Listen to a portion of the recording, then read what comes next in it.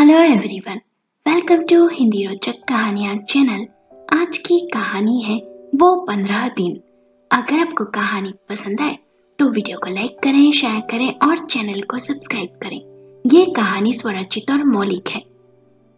Bore हो गया हूँ यार, लॉकडाउन में घर से ऑफिस का काम करते करते। फोन पर नीरव अपने दोस्त से बातें कर रहा था। तभी शालू चाय लेकर आ गई। नीरव के फोन रखने के बाद दोनों चाय पीने लगे। शालू ने कहा, नीरव, अभी कुछ दिनों के लिए लॉकडाउन खुला है, क्या मैं अपनी मम्मी के घर होकर आ जाऊं?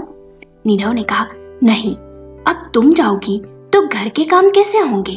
फिर पापा और मुझको सब करना पड़ेगा। अभी रहने दो शालू। ये सुन शालू का मूड खराब हो गया। मन ही मन बड़बड़ाने लगी, ये बाबूजी भी ना यहीं जम गए, गांव भी नहीं जा रहे। चले जाएं तो नीरव को मनाकर मायके ले जाऊंगी, वहीं से घर से काम भी कर लेंगे और मैं भी मायके में मजे कर लिया करूंगी। उसने अपनी मम्मी को फोन कर कहा, मैं अभी नहीं आ सकती माँ, नीरव ने मना कर दिया है। माँ ने बोला, ठीक है, पर मैंने तेरे लिए घर का सत्तू, घी, मसाले, अचार सब रखा हुआ है, तू कहे तो कोरियर करवा दूं। शालू ने कहा, ठीक है, करवा दो माँ, और मेरी पसंदीदा बेसन की बर्फी, गुंजिया और मठरी भी बनवा देना भाभी से। वैसे भी ये सब खाए बहुत दिन हो गए माँ। नीरव भी वहीं बैठ सब कुछ सुन रहा था।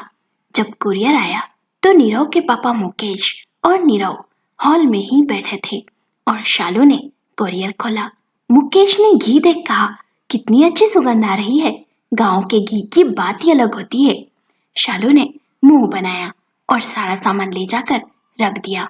सब सामान देख दिल खुश हो गया। शालू रोज दोपहर को बर्फी, गुंजिया डिब्बे में से निकालकर नीरव को दे देती और खुद भी खा लेती, पर ससुर जी को पूछती तक नहीं। एक दिन सभी डाइनिंग टेबल पर बैठ खाना खा रहे थे। तभी मुकेश ने कहा, बहू, अब तक तुमने अपने मायके से आई मिठाई नहीं खिलाई। ये सुन नीरव ने सोचा, रोज तो शालू और मैं खा रहे हैं, अब तक पापा को नहीं दी। ये सुन शालू सक पका गई और बोली, अरे वो मैं भूल गई आपको देना, और जाकर एक प्लेट में एक टुकड़ा बर्फी का और एक गुंजिया ले आई। ये देख नीरव को बहुत बुरा लगा। मुकेश ने कुछ नहीं कहा और चुपचाप खा लिया। एक दिन नीरव ने कहा, आज मैं पनीर की सब्जी बनाऊंगा, शालू तुम चपाती बना लो। जब नीरव सब्जी बना रहा था तो नीरव ने शालू को रोटियों पर घी लगाते देखा। उसने देखा शालू ने उसकी और अपनी रोटियों पर वो घी लगाया जो उसके मायके से आया था, और पापा की रोटियों पर बाजार वाला, और वो भी बस नाम मात्र, और पापा की रोटियां घड़ी करके डब्बे में अलग से रख दी। नीरव उस समय कोई बहस नहीं चाहता था तो कुछ ना बोला। कुछ समय बीता। एक दिन मुकेश ने कहा, बहू, आज हलवा खाने का बहुत मन है, बना दोगी? इस पर शालू ने मुंह बनाकर कहा, घी खत्म हो गया है बाबूजी, बाद में बना दूंगी। नीरव ने भी ये बात सुनी। कुछ देर बाद मुकेश नीचे सोसाइटी में घूमने गया तो नीरव रसोई में गया। उसने डिब्बा देखा, उसमें करीब आधा किलो घी था। नीरव ये भी नोटिस कर रहा था।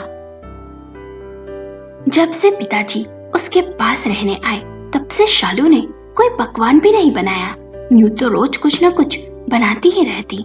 अब नीरव के सब्र का बांध टूट गया और उसने शालू से कहा, शालू, तुम ऐसा क्यों कर रही हो? पिताजी को तुमने तुम्हारे मायके से आई मिठाई नहीं दी, तुम घी भी हमारे लिए अलग और पिताजी के लिए अलग रखती हो, और अभी भी घर में घी होने के बावजूद तुमने उन्हें मना कह दिया। वो जब से आए तब से तुम कुछ अच्छा खाना भी नहीं बना रही, क्यों कर रही हो तुम ये भेदभाव? शालू ने गुस्से में कहा, वो सब मेरी माँ ने भेजा है, वो मेरे और तुम्हारे लिए है, तो मैं उन्हें क्यों दूं? और सब कुछ आजकल कितना महंगा आता है, और कब से पिताजी यहाँ रह रहे? अरे घर में एक इंसान का खर्च भी तो बढ़ता है या नहीं? नीरव ने कहा, शालू, वो मेरे पिता हैं, कोई गैर नहीं, समझी?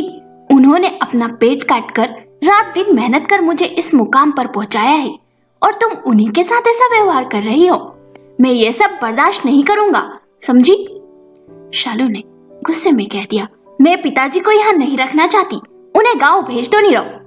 नीरव ने कहा, ये उनका घर है शालू, जब तक उनकी मर्जी होगी वे यहाँ रहेंगे, और तुम्हें इतनी ही तकलीफ है तो तुम जा सकती हो। शालू गुस्से में कमरे में चली गई और अपना सामान पैक करने लगी। उसने सोचा था नीरव ये देख उसे रोकेगा, पर उसने नहीं रोका। अगले दिन शालू अपने मायके चली गई। मायके जाकर माँ को रो रो कर सब बातें बताने लगी। माँ ने भी शालू के माथे हाथ फेर कहा, रहने दे दोनों बाप बेटों को अकेले, जब उन्हें घर के काम करना पड़ेंगे ना तो अकले ठिकाने आ जाएगी उनकी। कुछ दिन बाद एक दिन शालू ने अपनी भाभी निधि को अपने कमरे में मिठाई के डब्बे से मिठाई खाते देखा।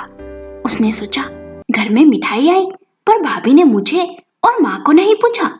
एक दिन शालू छत पर से कपड़े लाई और घड़ी कर भाभी की अलमारी में रखने गई। जब उसने अलमारी खोली तो देखा अलमारी में खाने का बहुत सारा सामान है, जैसे ड्राई फ्रूट्स, नमकीन, मिठाई। उसने ये बात जाकर अपनी माँ से कही तो माँ ने निधि से कहा, तूने हमसे छिपाकर सारा सामान अलमारी में रखा है और खुद बैठे अकेले में चटकारे मारती है और हमें रूखा सूखा खाने को देती है। निधि ने कहा, मैं अपनी पति की कमाई का खाती हूँ, आपको क्यों दूं? माँ ने कहा, क्यों? तेरा पति मेरा भी बेटा है और उसकी कमाई पर मेरा भी अधिकार है।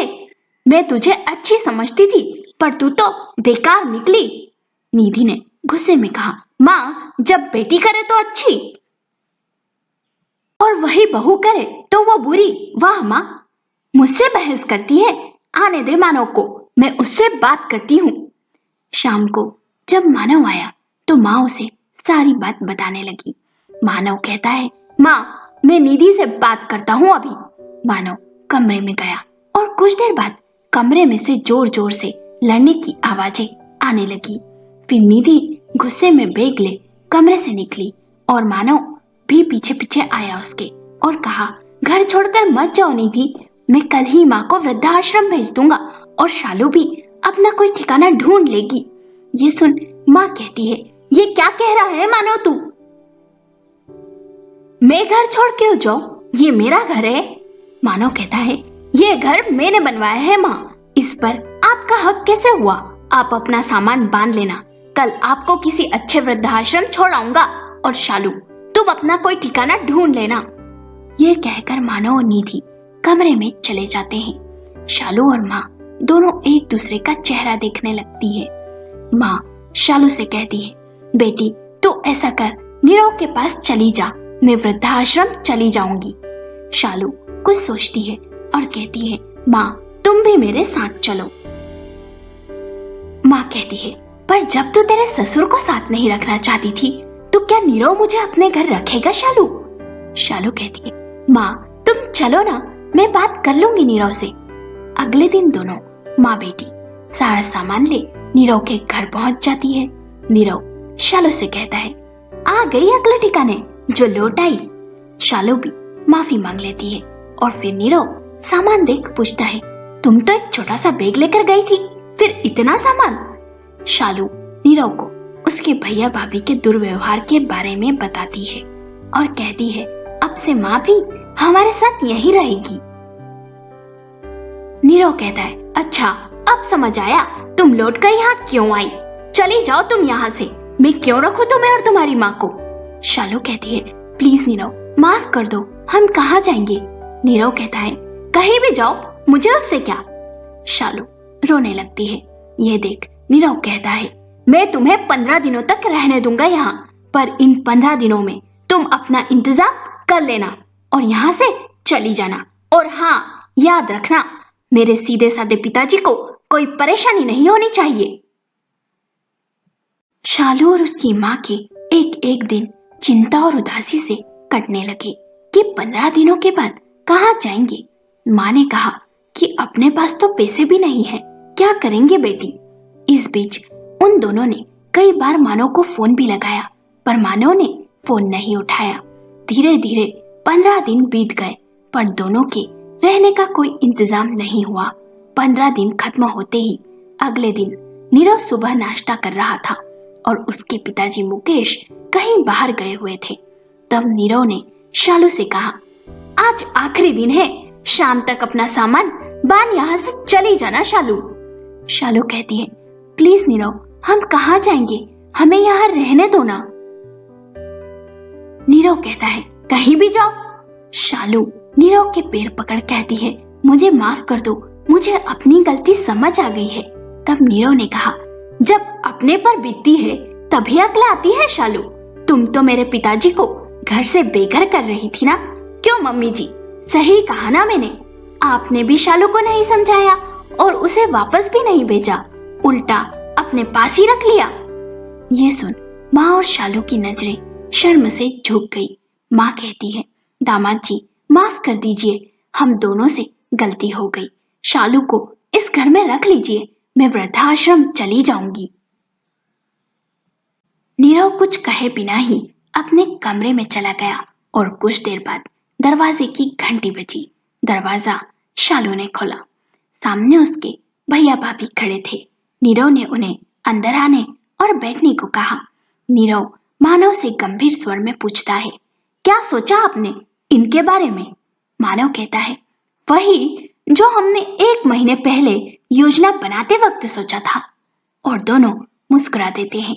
शालू और माँ एक दूसरे का मुंह देखने लगते हैं। तभी निधि कहती है, माँ, मैंने कभी आपके और शालू के साथ बुरा व्यवहार नहीं किया, पर जब तक इंसान पर खुद बीतती नहीं उसे समझ नहीं आती। जब शालू घर आई और उसने आपको सारी बातें बताई, तब मैंने आप दोनों की बातें सुन ली थी। उस पर आपने शालू को डांटने की जगह उसका साथ दिया तो मुझे बहुत ही बुरा लगा। मैंने ये बात मानव से कही और उन्होंने नीरव जीजू से बात की और फिर हम सब ने आप दोनों को सबक सिखाने के लिए ये योजना बनाई। ये सुन दोनों का मुंह नीचा हो गया। मानव ने कहा, चलिए माँ, घर चलिए और शालू को भी अपनी गृहस्थी में खुश रहने दीजिए। माँ कहती है, बेटा, समधी जी को भी आ जाने दो, मैं उनसे माफी मांगना चाहती हूँ।